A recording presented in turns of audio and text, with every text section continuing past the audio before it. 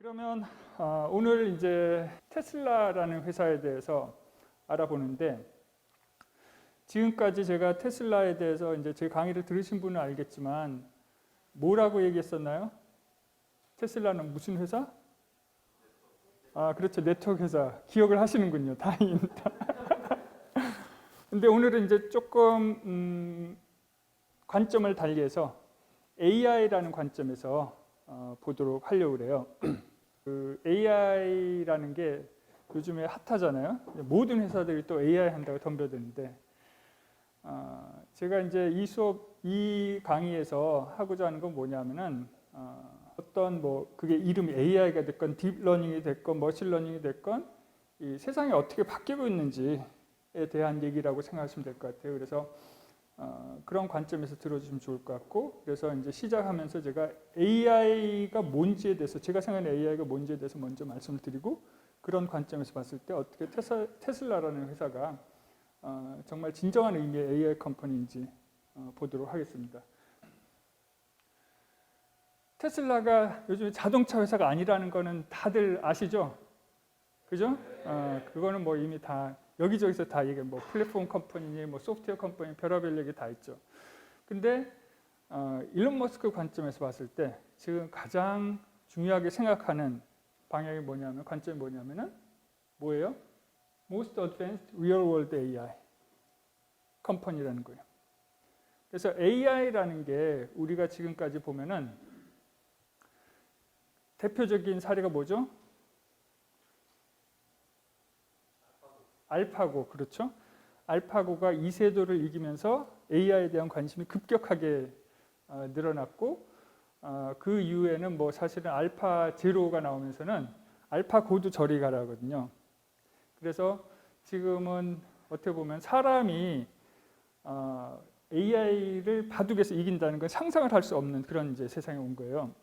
근데 이거는 보면은 어떤 문제냐 하면은 피지컬한 그런 세상에서가 아니라 정보 세상에서예요. 그죠? 바둑은 누가 놔줬어요? 바둑돌은 누가 놨죠? 알파고가 놓던가요? 사람이 대신해서 놔줬잖아요. 그죠?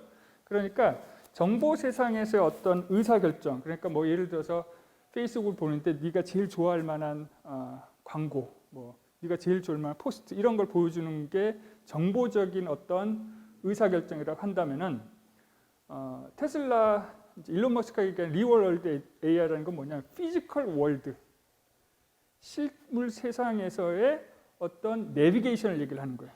내비게이션과 실물 세상의 어떤 사물과 인터랙션.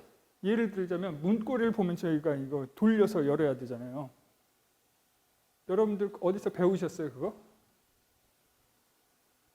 어디서 배워서 문고리를 보면 돌려서 여나요? 아니죠, 그죠? 그냥 알아요. 근데 우리 관점에서 보면은 굉장히 쉬운 건데, 컴퓨터 관점에서 보면은 이게 말이 안 되게 어려운 거예요. 그래서 이제 그 문제를 해결하고자 하는 게 테슬라가 가는 방향이다라고 생각하시면 될 것 같아요. 그래서 그 중에 대표적인 그리고 가장 쉬운 게 뭐냐면은 운전이에요. 왜? 운전이 왜 쉬울까요? 규칙이 있죠. 규칙이 굉장히 이제 명확하게 있죠. 또 제한된 환경, 그렇죠. 일반적인 저희가 돌아다니면서 하는 거에 비하면은 굉장히 제한된 환경이에요. 또 이게 제일 쉬운 이유가 뭐냐는 거예요. 답이 하나예요. 답이 하나? 어떻게? 결과를 알고 가는 거. 결과를 알고 간다? 결과 어떻게 알아요? 여기서 나왔어요. 가고 멈추고, 그 다음에 그러니까 두 가지 컨트롤밖에 없어요. 방향, 그죠? 그 다음에 액셀러레이션. 두 가지밖에 없어요. 우리가 뭐 브레이크 밟고 뭐 한다 하지만 실제로 차 관점에서 보면은 액셀러레이션이 얼마나 되느냐, 그 다음에 핸들의 방향이 얼마나 되느냐, 이 두 가지밖에 컨트롤이 없어요. 그렇기 때문에 제일 간단한 문제인 거예요. 예를 들어서 3차원으로 가기 시작하면은 어려워지기 시작하는 거죠. 그럼 높이도 또 해야 되니까. 그 다음에 사람이 돌아다니면서 해야 되는 것들은 또 뭐가 있나요? 계단도 있지, 뭐 그러니까 여러 가지 어려운 게 많아요. 그리고 문을 보면 이게 문을 어떻게 해야 되는지 인터랙션을 하는 게 완전히 다르잖아요. 차는 가서 부딪히면 안 되잖아요. 그죠? 근데 로봇이나 이런 쪽으로 가게 되면은 실질적으로 이제 컨트롤해야 될 게 훨씬 더 많아집니다. 문제가 훨씬 더 복잡해지는 거예요. 그래서 이제 어떻게 보면은 오토노머스 드라이빙이 가장 쉬운 리얼 피지컬 월드 AI다라고 생각하시면, 물론 그게 쉽다는 얘기는 아닙니다. 엄청나게 어려운 문제인데 제일 쉬운 게 근데 피지컬 월드 AI에서 제일 쉬운 게 그거라는 거예요. 자, 그러면 우선 이제 AI가 뭔지에 대해서 좀 보도록 할게요. AI 하면은 아주 쉽게 얘기하자면은 뉴럴넷이랑 빅데이터, 그죠? 뉴럴넷에다 데이터 많이 넣으면은 AI 된다, 이렇게 이제 그냥 아주 단순해서 그렇게 생각할 수 있죠, 그죠? 그런 것들이 이제 뭐 이름이 딥러닝이라 불러지기도 하고 여러 가지 관점에서 이제 불러지는데, 사실은 그렇게 볼 수도 있겠지만 이 자리 관점에서 보면은 소프트웨어의 패러다임이 바뀐 거예요. 어떻게? 지금까지 소프트웨어 개발이 어떤 방식으로 됐죠? 기계 간에 어떻게? 그렇죠. 사람이 명령을 줬어야 돼요. 그러니까 로직 베이스예요. 내가 로직을 다 짜야 그러면 그대로 컴퓨터가 실행하는 건 거야. 그죠? 그게 기본적인 지금 현재 소프트웨어 디벨롭먼트 패러다임이라고 생각하시면, 소프트웨어 패러다임이라고 생각하시면 돼요. 근데 이게 어떻게 가고 있냐면은 소위 이제 소프트웨어 2.0이라고 해서 데이터 드리븐 프로그래밍. 사람이 더 이상 로직을 짜는 게 아니라 데이터가 알아서 로직이 결과적으로는 짜지게 만드는 건 거예요. 예를 들자면 주차된 차량이라는 거를 프로그래밍을 한다고 생각해 보세요. 그러면 어떤 게 주차된 차죠? 멈춰 있는 거? 멈춰 있는 게 그게 주차된 건지 아닌지 어떻게 알아요? 멈춰 있는 이유는 여러 가지가 있잖아요. 근데 차가 지나가는데 결정을 해야 되잖아요. 이 차가 주차된 차인지 가다 멈춰선 차인지, 그죠? 주차가 부족한 공간에서 일정 시간 이상의 시동이 꺼진 채로. 그러니까 이런 식으로 이제 정의해야 되는데요. 주차가 주차 공간에다가 정확하게 한 차들이만 있는 게 아니죠. 그죠? 그러니까 이게 주차된 차라는 거를 정의하는 것도 너무나 로직으로 하면은 절대 답이 안 나오는 거예요. 그 케이스를 넘어가면 주차된 차가 아니잖아요. 그죠? 그러면은 그 익셉션은 처리를 못 하는 거야. 그럼 얘가 주차된 차라고 생각하면은 얘를 비껴가야 되는데, 돌아가야 되는데 얘 갈 때까지 기다리고 있으면 안 되잖아요. 자, 그러면 그 문제를 어떻게 해결해요? 학습을 통해서 데이터를 습득하는. 예, 학습을 통해서. 그러니까 기본적으로 뉴럴 네트워크 아키텍처 주고, 그 다음에 뭘 해요? 거기에 파라미터들이 있어요. 적은 것들은 밀리언 단위, 많은 것들은 빌리언 단위예요. 그 파라미터를 조정해야 되는데, 예를 들어서 0, 1로만 조정한다 하더라도 2의 몇 승이에요? 2의 빌리언 승이면은 트랙터블한 프로블럼인가요? 불가능한 거예요. 실질적으로 이걸 어떻게 접근할 거냐? 결국은 우리가 데이터를 기반으로 데이터를 모으고 마사징하고, 마사지가 큐레이션하고 이제 레이블링 한다는 거예요. 그리고 클리닝하고, 이런 것들을 통해서 어떻게 보면 레이블링을, 데이터 컬렉션과 레이블링을 통해서 프로그래밍이 되는 그런 구조다, 이렇게 보시면 돼요. 그래서 결국은 뉴럴넷 관점에서 보면은 여기 인풋이 자동차 같으면은, 그러니까 오토노머스 드라이빙 같은 경우는 뭘까요? 센서 데이터와 비디오 클립. 그다음에 나오는 거는 두 가지 아웃풋이 나오는 거죠. 액셀러레이션, 스티어링 휠의 각도. 그죠? 두 가지가 나오는 거예요. 그러면은 그게 나오게 하기 위해서 여기 요 화살표마다 다 뭐가 있는 거냐면은 파라미터가 있는 거예요. 그래서 거기에 이제 웨이트라고 그러죠. 이 웨이트가를 정해서 운전을 잘하게 만드는 게 목표인 거예요. 그러면 도대체 무슨 데이터를 넣어야 될까요? 무슨 데이터를 넣는 것도 있지만 어쨌든 중간에 어떤 의사결정들이 굉장히 많이 필요해요. 어떤 의사결정을 해야 될까요? 뭘 알아야 될까요? 뭐 다른 거 다 떠나서 비디오 클립만 생각해 보세요. 내가 운전할 때 뭘 판단하나요? 최종 의사결정은 사실은 핸들의 각과 그 다음에 액셀러레이션이지만 판단을 해야 되잖아요. 여러분 계속 판단을 하고 가잖아요. 뭘 판단하죠? 일단 차가 갈 수 있는 공간이 어딘지, 그러니까 드라이버블 스페이스라고 그러죠. 그래서 그거를 알려면 뭘 해야 되냐면 일단 스태틱 오브젝트를 알아야 돼요. 움직이지 않는 오브젝트. 그 다음에 또 움직이는 오브젝트가 뭔지. 그 다음에 얘는 서피스가 어떻게 생겼는지, 얘는 높이는 얼마인지, 얘는 나랑 거리가 얼마인지 이런 것들을 알아야 되는데 결국은 그게 무슨 문제냐 하면은 여러분 픽셀이라고 다 아시죠? 그러니까 화면에서의 점 하나가 픽셀인데 픽셀 하나마다 뭐를 프리딕션 하는 거냐면은 얘가 어떤 오브젝트에 속했는지, 얘의 거리는 얼마인지, 얘의 높이는 얼마인지, 어떤 서피스인지 이런 것들을 다 프리딕션 하는 건 거예요. 그러니까 픽셀 한 개마다 하는데 비디오 클립이잖아요. 엄청나게 많은 양을 하고 있는 건 거죠. 그럼 이제 이거를 한 번에 그러면 문제 해결할 수 있냐? 한 번에 완벽하게 프로그램이 될까요? 데이터를 기반으로 하기 때문에 한 번에 완벽하게 한다는 거 물론 불가능한 거예요. 물론 로직 베이스도 한 번에 완벽하게 안 되잖아요. 그러니까 해놓고 또 피드백 받아서 버그 있으면 버그 고치고 이런 식으로 계속 발전해 나가는데 여기는 어떻게 보면 더 그런 부분이 중요한 건 거죠.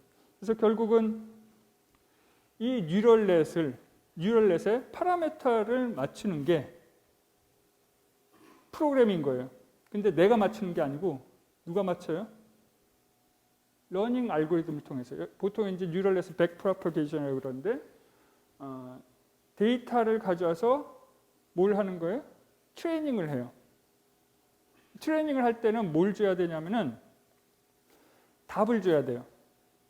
비디오 클립이랑 이 픽셀은 뭐야? 이거의 답은 뭐냐를 다 주는 건 거예요. 답을 주려면 뭐가 필요할까요? 비디오 클립만 넣고 운전을 잘하면 좋겠는데 답이 뭔가요? 답이 픽셀마다 너는 어디에 속하고 한 1000가지 정도를 예측을 하는 거거든요. 판단을 하는 건데 그러면은 그 1000가지에 대해서 다 답을 줘야 되는 거예요. 그러니까 비디오 클립 한 10초 정도 되는 것들이 들어오는데 트레이닝 할 때 그럼 거기에 들어있는 화면을 8개의 카메라에서 찍은 36프레임짜리 화면을 전부 다 레이블링을 해야 되는 거예요. 레이블링이라는 답을 알려주는 걸 얘기하는 거예요. 그거를 기반으로 트레이닝을 하고 그 다음에 그 결과가 이제 뉴럴넷 모델이에요. 그럼 뉴럴넷 모델을 어디다가 돌리나요? 어디서? 결과라는 뉴럴넷 모델을 차의 컴퓨터에서 돌리는 거예요. FS 컴퓨터라고 해서 컴퓨터에 돌리고 그러면 그것이 뭘 하는 거냐? 이 모델을 가지고 인퍼런싱을 하는 거죠. 실제로 예측을 하는 거예요. 내가 실시간으로 뭐가 들어오나요? 비디오 클립이 막 들어오잖아요. 그 센서 데이터 들어오겠죠. 그러면은 실시간으로 얘가 뭔지, 이 픽셀이 뭔지를 다 판단하는 겁니다. 그래서 어떤 오브젝트가 있고 결국 픽셀을 모아서 오브젝트를 만들어야 되겠죠. 그죠? 그 다음에 얘는 움직이는 건데 얘는 나랑 비교했을 때 같은 방향으로 가고 있는지, 같은 방향으로 가면서 조금 옆으로 삐딱하게 오는 건지, 크로스로 가는 건지 이런 것들 다 판단하는 건가요. 그게 이제 인퍼런싱이에요. 근데 잘 안 될 거 아니에요. 그죠? 처음부터 잘 될 수가 없어요. 그러면은 틀린 게 있잖아요. 또 데이터를 모아야 되는 거예요. 틀린 걸 맞추기 위해서. 그게 뭘 하는 건가요? 큐레이팅, 데이터를 모으는 과정인 거예요. 사실 생각해 보시면은 운전할 때 고속도로를 계속 가고 있어. 똑바로. 그 데이터를 많이 모을 필요가 있을까요? 전혀 그럴 필요가 없어요. 왜? 그렇게 똑바로 하는 거는 금방 해결되니까. 소위 말하는 엣지 케이스. 정말 상상도 못하는 그런 케이스들이 이제 있는데 그런 케이스들을 할 수 있도록 이제 가야 되는 건 거죠. 자, 그래서 이거를 이제 결국은 데이터 드리븐 러닝이라는 게 이런 관점이라고 생각하시면 돼요. 그래서 큐레이션하고 데이터를 모으고 그 다음에 큐레이팅이라는 거는 데이터 모아서 레이블링하는 것까지 포함입니다. 답을 주는 거. 그 다음에 트레이닝하고. 그래서 아까 말씀드렸던 케이스가 예를 들어서 100만 케이스야. 100만 개의 비디오 클립을 집어넣는 거예요. 그럼 한 1.5 페타바이트 정도 돼요. 그럼 넣고 컴퓨터 막 돌려. 그러면은 그 러닝 알고리즘, 백프로포게이션 알고리즘을 통해서 중간에 아까 봤던 그런 이제 그 파라메타들이 설정이 되고요. 그러고 나면 그 모델을 인퍼런싱 차에다가 OTA로 올리고 그다음에 이제 다시 그 과정이 되는 건 거죠.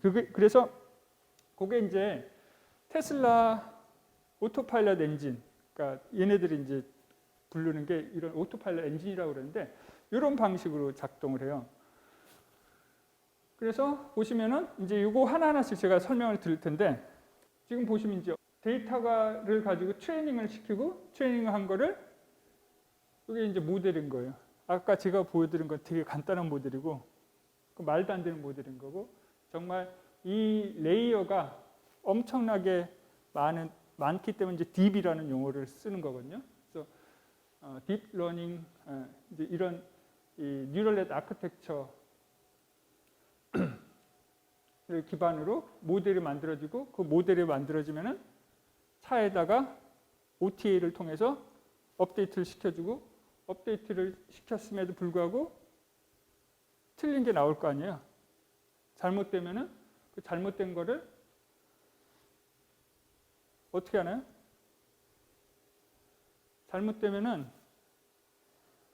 잘못된 거를 찾아서 그 잘못된 거와 비슷한 비디오 클립을 찾으라고 차한테 얘기를 해요. 명령을 내려요. 그러면 차들이 찾아줘. 그러면은 그거가 하나는 이제 유닛 테스트로 가고 그러니까 틀렸으니까 앞으로 맞춰야 되잖아요. 틀린 케이스들은 계속 유닛 테스트 케이스에 쌓이는 건 거예요. 테스트 쌓이고 그 다음에 새로운 이제 비슷한 케이스들을 다 모아서 이건 터널 들어가는 거잖아요. 터널에서 이슈가 생겼으니까 요거를 전부 다 더 많은 걸 모아서 레이블링하고 트레이닝 시키고 그 다음에 다시 모델 만들고 업데이트 해주고 요 사이클이 계속 된다고 보시면 될 것 같아요. 자, 그러면 어떻게 하면은 빨리 배울 수 있을까요? 좋은 데이터를 많이 가지고 있는 거. 예? 그래서 실수를 많이 해야 돼요. 실수를 안 하고는 절대로 배울 수가 없어. 아는 것만 맨날 해가지고 예를 들어서 고속도로 맨날 잘 다녀봐야 소용이 없다는 거예요. 그죠? 실수를 많이 하는 게 되게 중요해요. 근데 문제는 뭐죠?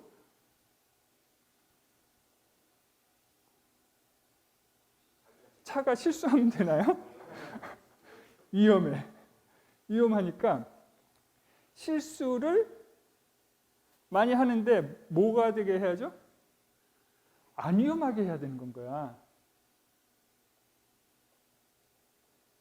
어떻게 하죠? 시뮬레이션? 그렇죠? 시뮬레이션도 한 가지 방법인 거죠. 초보자들한테 차를 많이 타면 초보자들한테 초보자들한테 많이 팔면 안 돼요. 왜? 아니 그런 것도 있는데 잘못된 걸 배우거든요. 운전하는 것도 배우거든요. 그렇기 때문에 초보자가 하는 걸 배우면 큰일 나잖아요. 가장 중요한 거는 이 사이클을 빨리 돌리는 거예요. 예를 들어서 트레이닝 시키는데 지금 한 1주 정도 걸려요. 한번 돌리면은 1주 정도 걸려. 뭐 2주 걸리기도. 그러면은 여러분 생각해 보세요. 만약에 1주 걸리는 거를 하루 만에 할 수 있어. 그러면은 속도가 얼마나 빨라졌어요? 7배 빨라졌잖아요. 그러면 그게 한 번 7배가 아니라 이 사이클마다 7배씩 빨라지면은 그 가속도라는 게 상상을 초월하는 거거든요.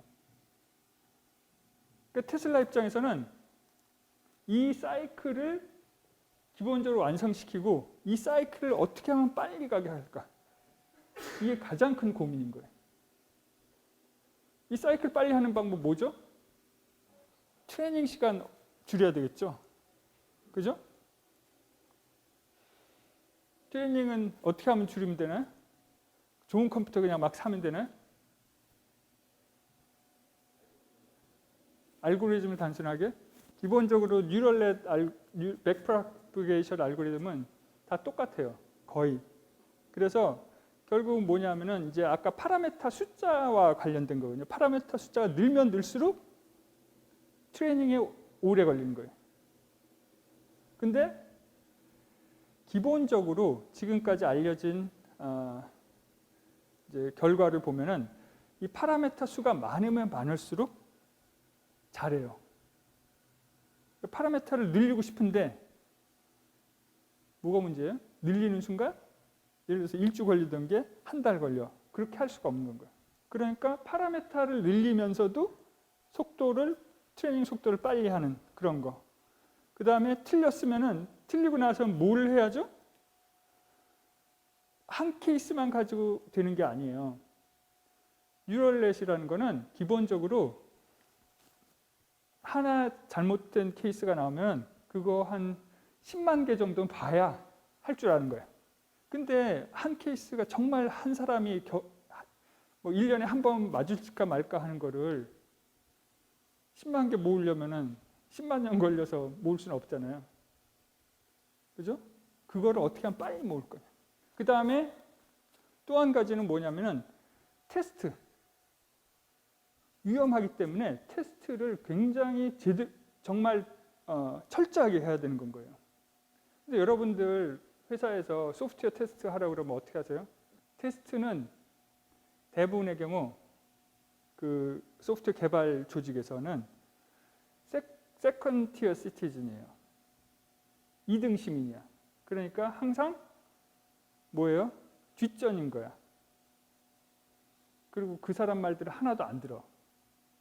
근데 테슬라는 이것뿐만 아니라 모든 게 테스트가 퍼스트 티어 시티즌이에요. 이 테스트를 통과 못하면은 이게 다 자동화해 놨거든요. 자동화해 놔서 이 관문을 통과 못하면 디플로이가 안 되는 거야, 아예. 그러니까 관문을 지키고 있는 이 자동화된 테스트를 통과해야 되니까 근데 테스트도 제대로 돼야 되겠죠. 테스트를 빨리 하는 것도 되게 중요한 겁니다. 그래서 이 전체 사이클이 정말 잘 돌아갈 수 있는 구조를 만들고자 하는 게 테슬라가 지금 가고 있는 방향이다. 이렇게 보시면 될 것 같아요. 여기까지 질문 있으면 질문하세요. 속도도 속도지만 어차피 차가 많이 팔면 많이 팔 횟수가 늘어나니까 그것도 당연히 그렇죠. 예. 데이터를 수집하는 관점에서 보면은 많이 파는 게 굉장히 중요한 건가요. 하는 건데 분명히 부분이 맞다 아니다를 계속 모든 데이터에 판단을 해줘야 되잖아요. 예, 그렇죠. 그 판단은 이게 어마어마한 많은 데이터를 어떻게 판단해요? 그러니까 그게 이제 얘네들의 기술인 거예요. 예. 그러니까 아까 말씀드렸듯이 화면을 놓고 아주 무식하게 하면은 한 화면이 이제 1초가 36프레임이거든요. 얘네들은 근데 8개야. 그러면은 이제 8개 이제 그거를 놓고 뭘 해야 돼요? 이 점은 뭐, 이 점은 뭐 다 이거를 정해줘야 되는 거거든요. 그게 답을 알려주는 건 거예요. 근데 그거 사람이 하려고 그러면은 그거 한 10,000개만 돼도, 그죠? 비디오 클립 10,000세트만 돼도 뭐 시간이 엄청나게 걸릴 거예요. 그러니까 그 문제를 해결하는 게 지금 테슬라가 가는 길이라고 보시면 돼요. 파라메터를 전부 다 해가지고 트레이닝하지 않고 뭐 차별로 이렇게 분업화시켜서 1번 차는 뭐 1번이랑 2번 파라메터만 하고 2번 차는 뭐 3번, 4번 파라메터만 해서 그렇게 해서 트레이닝을 묶어가지고 하면 좀 빨리 되지 않나요? 트레이닝은 차에서 하는 건 아니고요. 그냥 오프라인. 데이터 수집이나 이런 거. 그렇게 할 수가 없어요. 그러니까 전체를 놓고 해야 되는 거예요. 그러니까 가장 이제 어려운 게 뭐냐면은 새로운 데이터셋을 가지고 했는데 옛날에 잘하던 거 못하고 새로운 것만 잘하는 거야. 그럼 안 되잖아요. 옛날에 하던 것 계속 잘하면서 틀린 거를 할 줄 알아야 되잖아요. 그거를 유지하는 게 사실 굉장히 어려운 거거든요. 그래서 이걸 그렇게 나눠 가지고 할 수 있는 그런 건 아니죠. 이제 하나씩 보도록 할게요. 테슬라 뉴럴 아키텍처인데요.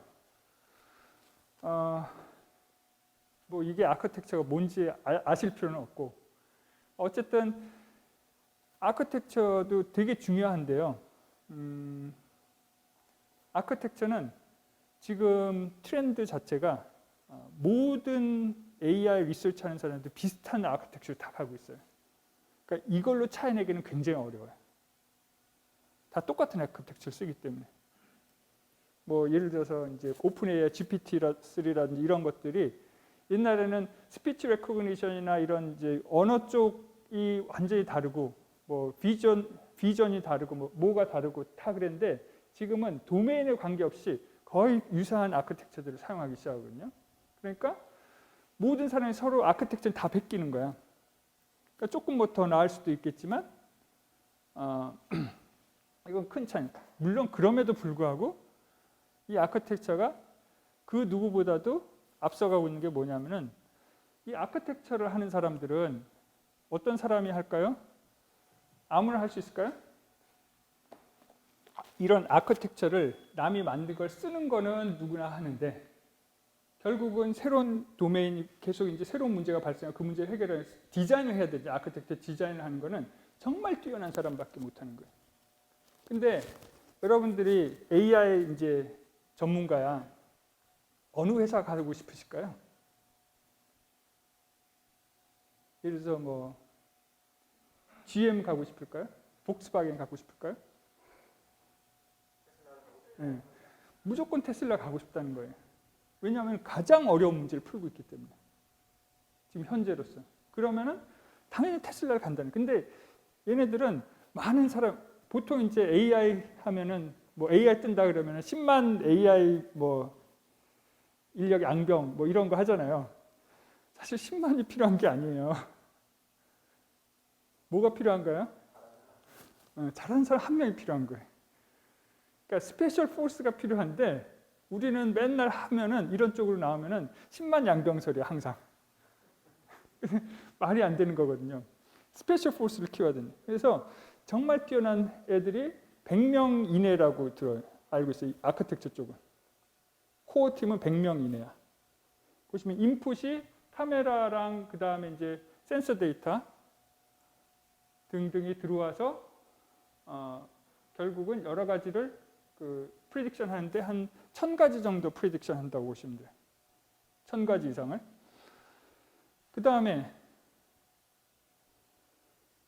데이터를 많이 모으려고 그러니까 실제로 자기들이 파는 모든 차에서 데이터를 모으는 게 가장 좋은 방법인 거죠. 웨이모나 이런 회사들은 어떻게 하나요? 특별한 차를 만들어가지고 예를 들어서 몇백 대 수준에서 돌리면서 하는 거거든요. 근데 그게 왜 일반 차에 그냥 예를 들어서 뭐 현대나 이런 데랑 해가지고 그냥 하드웨어 장착해서 하면 되지 왜 안 하나요? 너무 비싸요. 너무 비싸기 때문에 자동차 회사에서는 10센트 가지고도 벌벌 떨기 때문에 예를 들어서 하드웨어가 뭐 1000불 들어가. 절대로 안 하죠. 근데 테슬라는 장기적인 관점에서 하는 겁니다. 그리고 또 한 가지는 뭐냐면은 자기들이 컴퓨터를 만든 칩을 만들었어요. 그러니까 뭐 실제로 팹을 하는 건 아니고 설계를 다 하는 거죠. 그래서 이거의 가장 큰 예를 들어서 엔비디아나 이런 데들도 다 하지만 가장 큰 장점이 뭐냐면은 파워 컨섬션이에요. 예를 들어서 얘 같은 경우는 최대 100와트 정도 쓰거든요. 그러면 전등 켠 수준인데 전등 몇 개 켠 수준인데 예를 들어서 엔비디아 거는 적어도 500와트, 막 1kW 이렇게 써. 헤어드라이어 켜고 다니는 거예요, 차가. 그러면은 헤어드라이어 켜고 전기차 가면 어떻게 될까요? 멀리 못 가요. 멀리 못 가기 때문에 이게 그러다 보니까 지금 여러 가지 웨이모나 이런 데들이 이런 칩을 쓰다 보니까 얘네들은 그냥 큰 컴퓨터 하나가 뒤에다 트렁크에 싣고 다니는 거거든요. 그러니까 그런 식으로는 데이터 수집을 하는데 한계가 있을 수밖에 없는 거예요. 몇백 명이 돌아다니는 건 아무 의미. 근데 얘네들은 지금 거의 200만 대가 돌아다니면서 데이터를 수집하고 있는 거예요. 그리고 또 중요한 게 뭐냐면은 파워 컨섬션 적어야 되지만 결국은 뉴럴 넷 인퍼런싱. 여러분들이 뭐 요즘에 애플이나 이런 것들 보시면은 뉴럴 프로세싱 유닛이라고 뭐 AI 칩 뭐 이런 거 들어와 뉴럴 넷 칩 뭐 이런 거 들어와 있다고 돼 있잖아요. 그게 뭐냐 인퍼런싱인 거예요. 아까 모델을 실제로 그 모델을 이용 회귀 분석처럼 값을 넣으면 예측을 하는 그런 거를 이제 실제로 하면서 가게 되는 거라고 보시면 돼요. 실시간으로.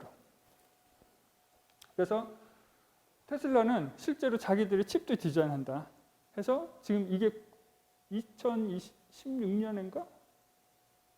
16년인가 17년부터 지금 쓰기 시작했어요. 그 다음에 트레이닝 컴퓨터. 지금 현재 있는 컴퓨터가 720개 노드로 이루어져 있거든요. 그러니까 A100이라는 게 뭐냐면 엔비디아 이 컴퓨터예요. 그러니까 그래픽 카드라고 생각하시면 돼요. 이게 한 개 얼마쯤 할까요? 1000불? 1000불 넘어요? 2000불? 조금 더 써보세요. 더 쓰세요.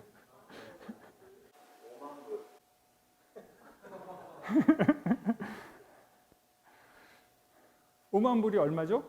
5천만 원, 6천만 원인가요? 조금 더 써야 될 것 같아요.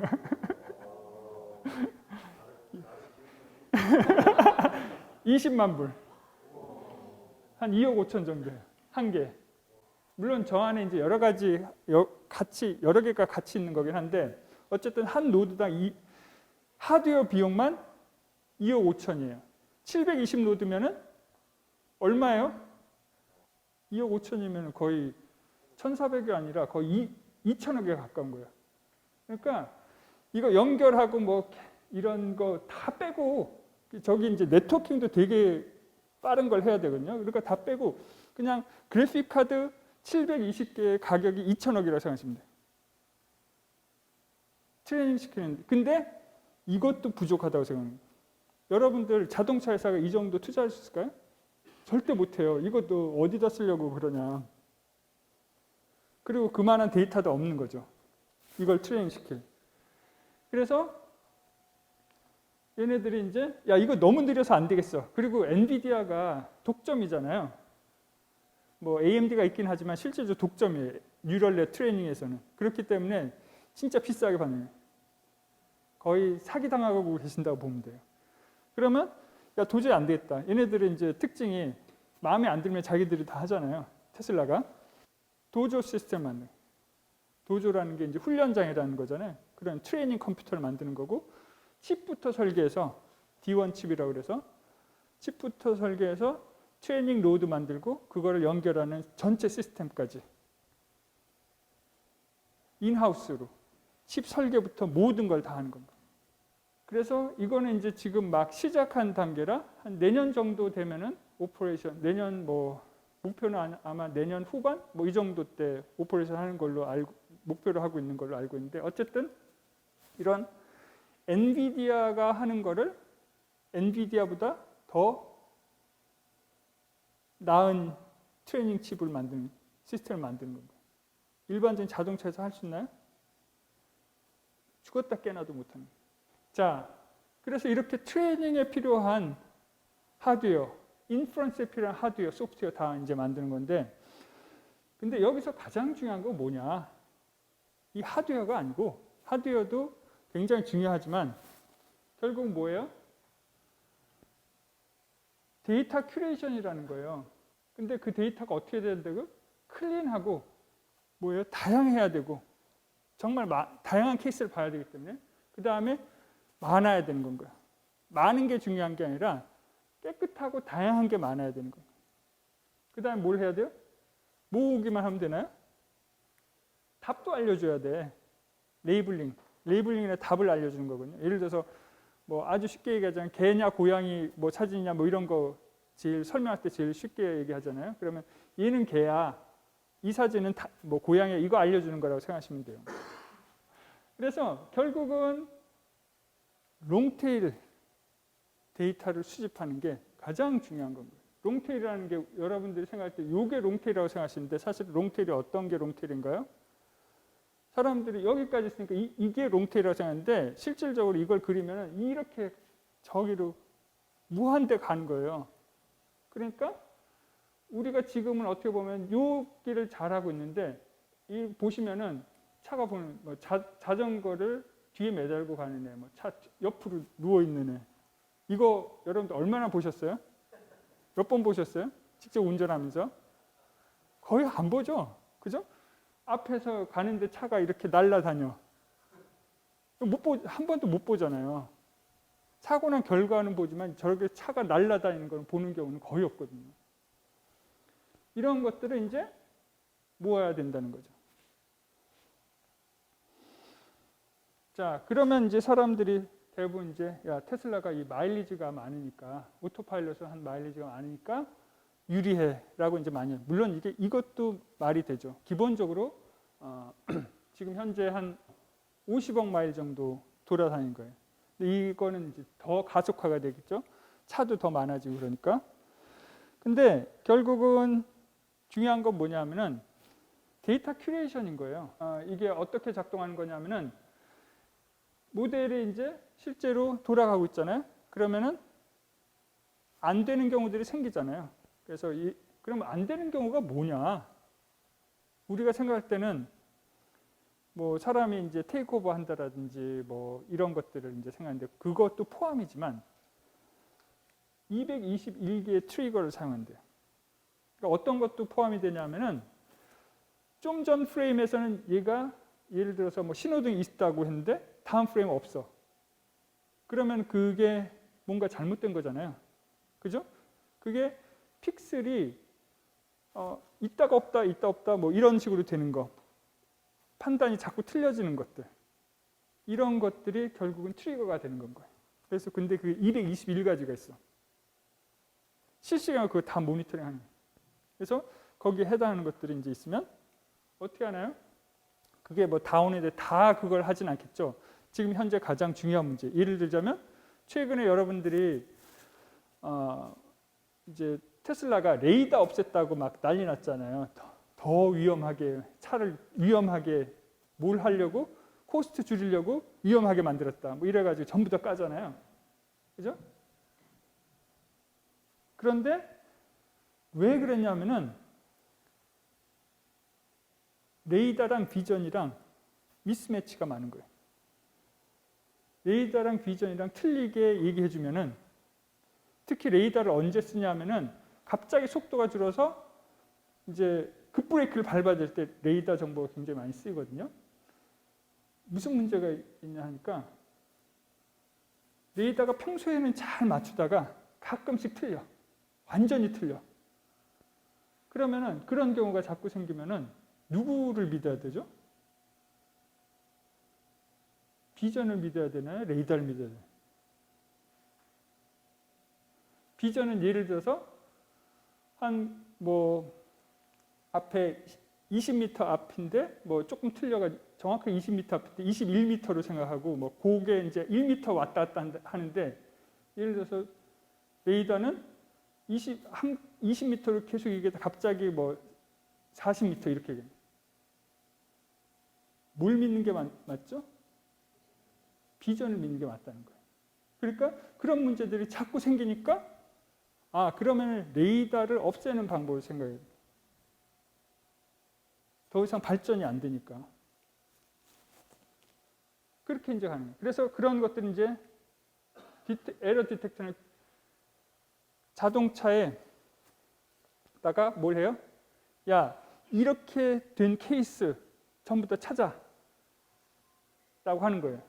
그러면 자동차들이 여러분들 그러니까 테슬라 몰고 다니면서 일하는 일 중에 그거랑 비슷한 거를 찾아서 테슬라로 보내주는 건 거예요. 그러니까 모든 그 비디오 클립이 올라가는 게 아니라 테슬라에서 이걸 이제 테슬라는 이거 머더십이라고 그러는데 SF 무지하게 좋아하거든요. 일론 머스크가. 그래서 그러면은 테슬라로 보내주면은 머더십으로 보내주면 어떤 데이터가 가는 거냐?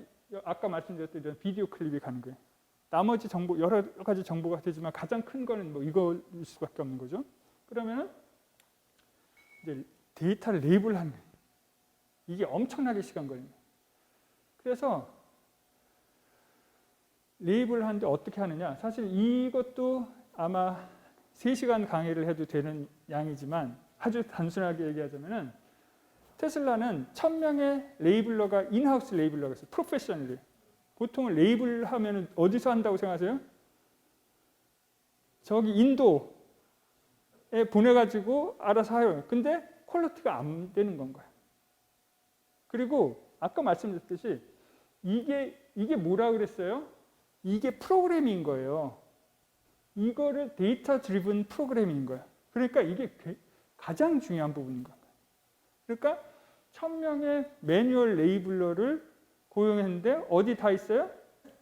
본사에 다 있어요. 머더십에 다 있는 거야. 여러분 생각해 보세요.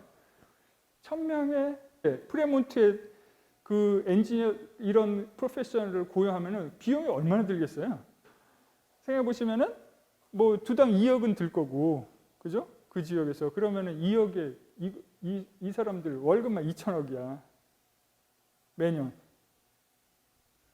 여러분들이 아마 회사에서 이런 사람 고용하자 그러면 전부 다 뭐라 그럴까요?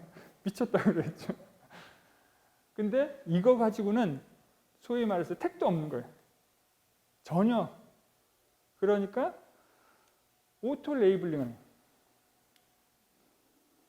컴퓨터가 스스로 레이블을 하게 하는 거예요.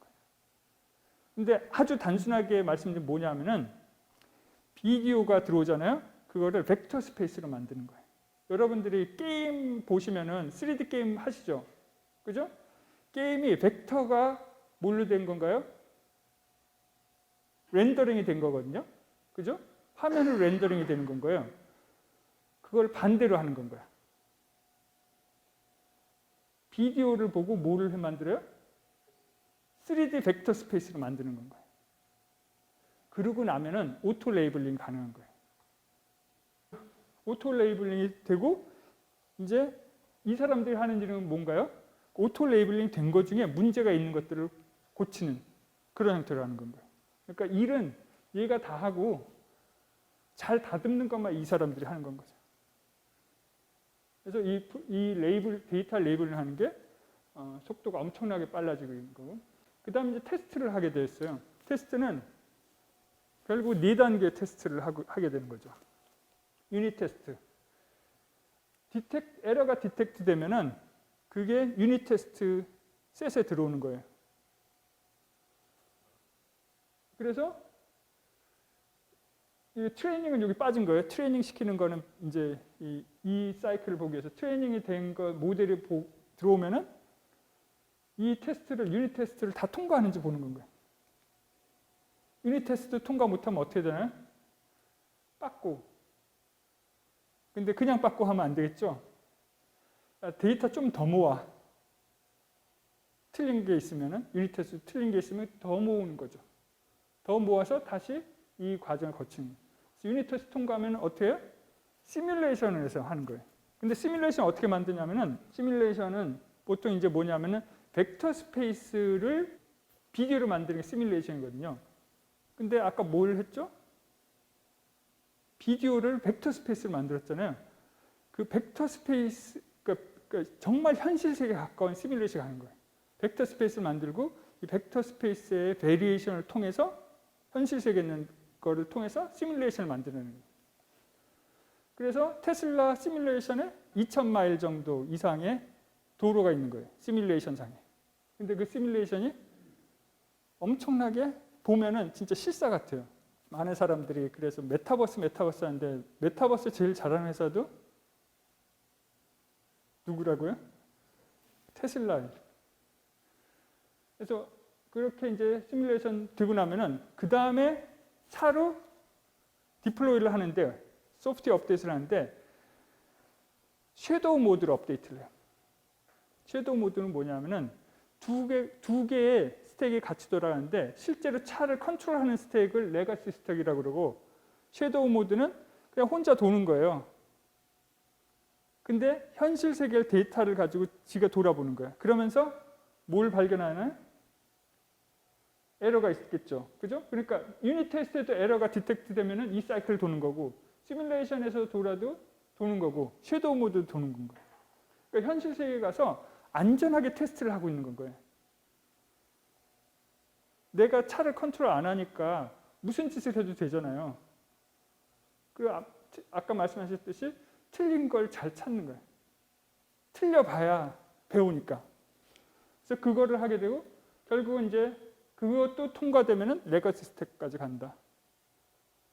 이렇게 보시면 될 것 같아요. 그래서 이 네 단계가 어떻게 보면 레거시 스택이 돌아가면서 에러가 거를 다시 이제 또 다시 유닛 테스트 돌아가고 이렇게 하는 건 거죠. 그래서 레이더를 줄인 거를 이제 보시면은 레이더 없앤 거요. 레이더 없애기로 결정하고 3개월 만에 레이더를 없앴어요. 자꾸 비전 레이더 미스매치가 나니까 어떻게 해요? 야, 이런 케이스 모아. 그러니까 어떻게 하나요?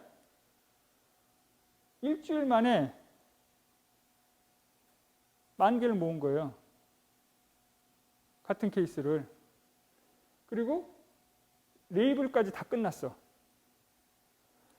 10,000개의 비디오 클립을 일주일 만에 모으고 레이블까지 끝난다는 건 다른 회사에서는 상상할 수 없는 속도인 거예요.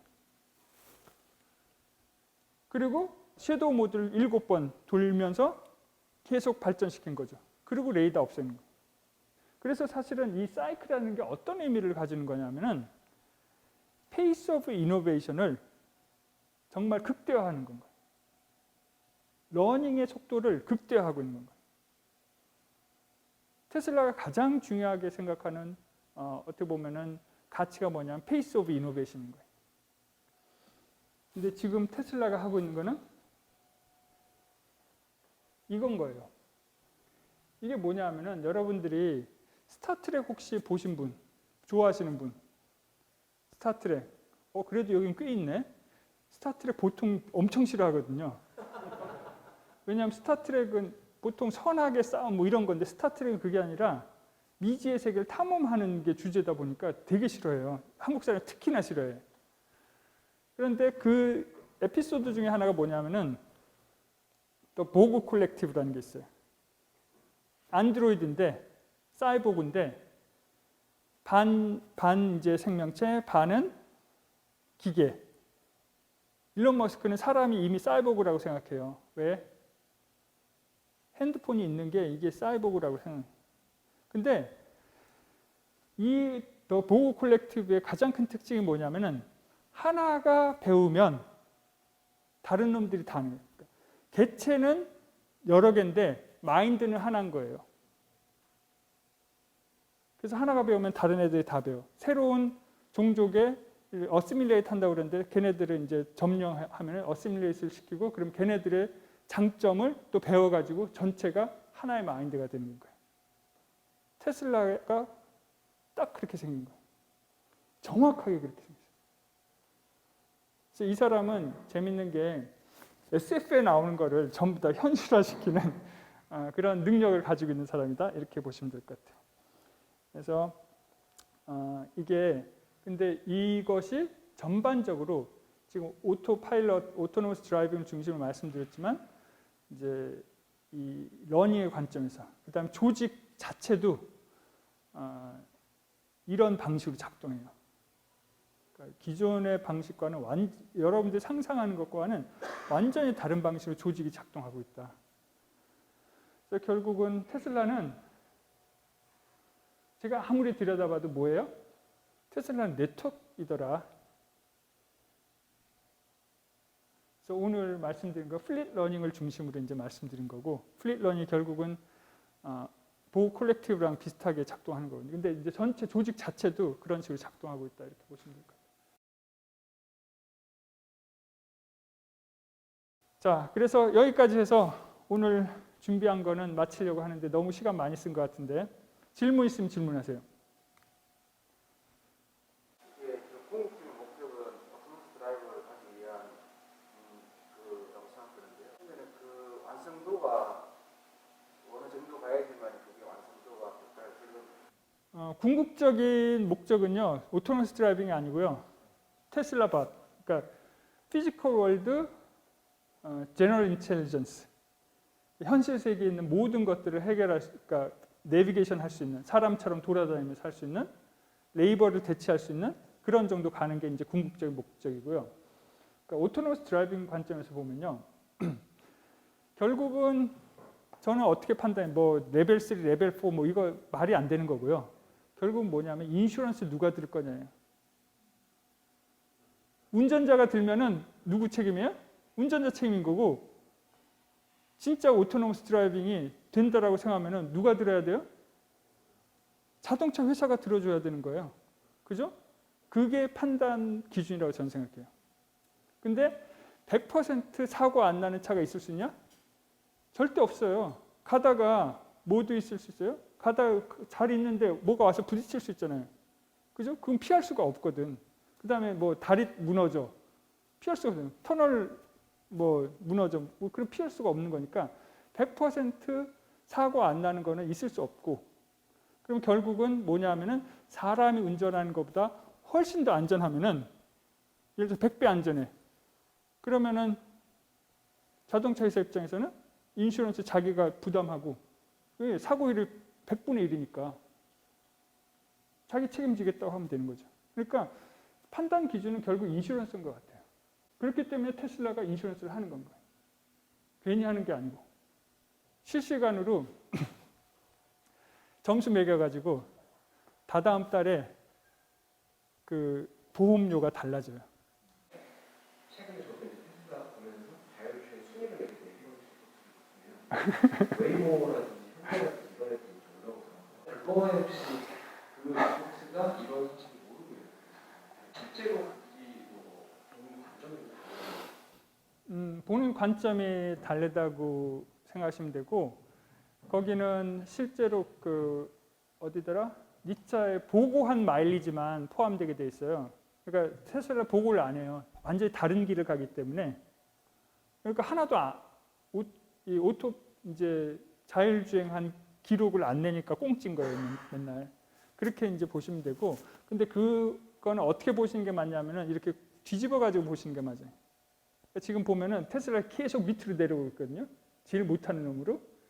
근데 이렇게 돌려가지고 보면은 테슬라 저 앞에가 있거든요. 그렇게 보시는 게 맞아요. 여기 질문 안 해. 우리가 해결 못하는 게 변화되지 않을까라는 좀 걱정이 있거든요. 이런 초기 알고리즘은 사람이 몇 사람이 특정한 사람이 짠 거. 아니요, 그렇지 않아요. 데이터가 가르쳐 주는 거예요. 그러니까 지금 이제 말씀드린 게 AI를 자꾸 어떤 사람의 그 로직으로 만들어진다고 생각하시는데 그게 아니고 지금 오늘 말씀드린 게 뭐냐면 데이터가 다라는 거예요. 근데 데이터 양이 많은 게 중요한 게 아니고 뭐가 많아야 돼요? 클린하고, 그죠? 그 다음에 다양하고. 그러니까 다양하다는 게 뭐 몇 개 케이스가 아니라 아까 보시면 롱테일이잖아요. 그러니까 나는 운전할 때 한 번도 볼 일이 없는 거를 또 누군가는 만나는 거잖아요. 예를 들어서 20명이 돌아다니면서 막, 그러니까 차가. 그러니까 그런 것들이 이제 결국은 200만 대가 돌아다니고 내년쯤 되면 300만 대 돌아다니고 이렇게 하다 보면은 그것이 갈수록 만나보지 않은 케이스가 줄 수밖에 없다는 거죠. 그러다 보면은 사람이 운전하는 것보다 훨씬 더 안전해집니다. 지금은 뭐 예를 들자면 고속도로는 사람이 하는 것보다 훨씬 잘하거든요. 또 다른 질문 있으면. 네. 테슬라가 고점 적지 그리고 최고의 아키텍처 엔지니어들을 뭐 라이언 엔지니어들 데이트고 막 트레이닝에 투자하고 이 모든 것들을 하는데 재무적 관점에서 테슬라가 미래의 흐름 성숙이 지금 이 모든 투자 비용을 만날 만큼 이 분기점을 넘고 왔다고 생각하시는지 아니면 시간이 더 걸릴 거라고 생각하시는지 그게 좀 많이 관심이 가는 뭐 분기점을 넘었는지는 모르겠는데 넘지 않았더라도 제가 볼 때는 뭐 조만간 넘을 거라고 생각을 해요. 근데 그 넘는 순간 이제 제가 말씀드렸듯이 계속 말씀드린 익스포넨셜한 그런 변화를 가져온다는 거죠. 전에 말씀하셨을 때 모델 3 양산 성공이 입증된 순간 되게 중요한 분기점. 그렇죠. 그 테슬라 FSD 베타 프로그램 하고 있잖아요. 제가 볼 때 이게 미국의 기본적으로 모든 사람에게 퍼블릭 릴리즈가 되는 순간 사실 그걸 경험하고 나면은 내가 이거 운전을 왜 하지 이런 생각. 그러니까 저도 오토파일럿으로 돌아다녀 보면은 야 그동안에 내가 왜 이렇게 어려운 거를 하고 다녔나 이런 거거든요. 얘가 알아서 잘하네 이렇게 이제 되는 거거든요. 그러면은 야, 내가 이거를 한 달에 200불 주고 운전기사 고용해? 라는 생각이 드는 순간 안 할 사람이 없다는 거죠. 그리고 생각해 보시면은 그거 되는 차랑 안 되는 차가 있으면 여러분들 어떤 거 사시겠어요? 지금 당장 돈 안 내더라도 당연히 되는 차를 사죠. 되는 차의 주식을 사는 게 더 나을 수는 있겠죠. 그래서 그게 어떻게 보면은 테슬라 차량의 어떤 숫자가 느는 것도 굉장히 중요하겠지만 그게 해결되는 순간 완전히 다른 모양이 될 거예요. 어떻게 보면 모델 3의 양산이 성공한 것보다 더 큰 어떻게 보면 임팩트를 가져올 가능성이 높다라고 생각하고 있어요.